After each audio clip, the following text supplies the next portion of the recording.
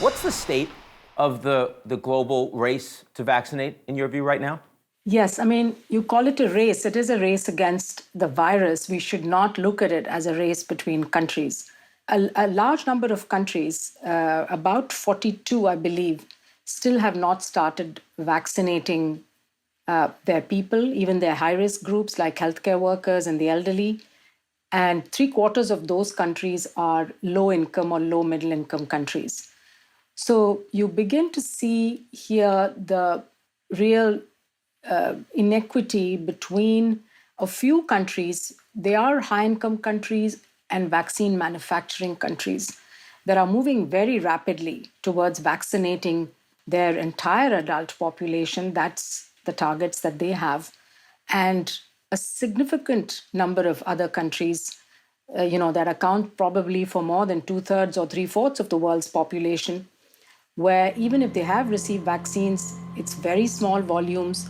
They've only started vaccinating the very highest risk groups, and they really need to scale up rapidly in order to bring down deaths.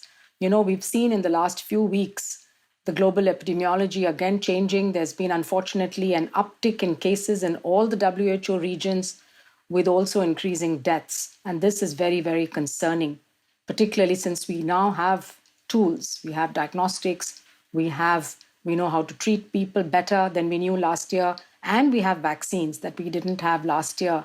And yet we're back to the levels, that we had last year of cases and deaths. If you were advising some of the leaders of these wealthy countries, you obviously understand the pressures that they want to get their citizens vaccinated first. What is the right thing for them to have done, for them to be doing that they're not doing right now? I think because it's a pandemic, we have to consider this problem as a global problem. And yes, political leaders, are answerable and responsible for their own populations. But this virus does not respect borders. It doesn't respect nationalities or religion or age or anything like that. It just spreads where it has an opportunity to spread. It only recognizes human beings. And so what we should have done, and what we've been advocating for as a WHO, is in the first instance to prioritize the high-risk groups so that we can bring down deaths. We've seen now in countries what a huge impact vaccines can have on reducing severe illness, hospitalization, and deaths. Tremendous. And the news from the vaccine is really encouraging. It's reducing deaths, it's reducing hospitalizations, and it's even reducing infections. So as we're learning more about the vaccines, we're getting more and more encouraged. But in some countries, you see death rates climbing every day because they don't have enough people vaccinated in those high-risk groups. So if we were to approach this as one global community, we would share the available vaccine supplies, which are no doubt limited. So for the first half of the year at least, supplies are definitely not going to be enough to meet all demands everywhere. If we could share those limited supplies in a way that everyone in all countries who's at highest risk of dying if they get the infection is protected first, then when the supplies are more, we could actually start vaccinating more of the adult population, which is where we want to get to eventually. If we have to control this infection, we probably have to vaccinate 70, 80% of the population of all countries. We're probably in a situation where the entirety of the United States, the United Kingdom, Israel, other countries get vaccinated before many countries even get started, even get their first vaccine. That's what we're looking at right now.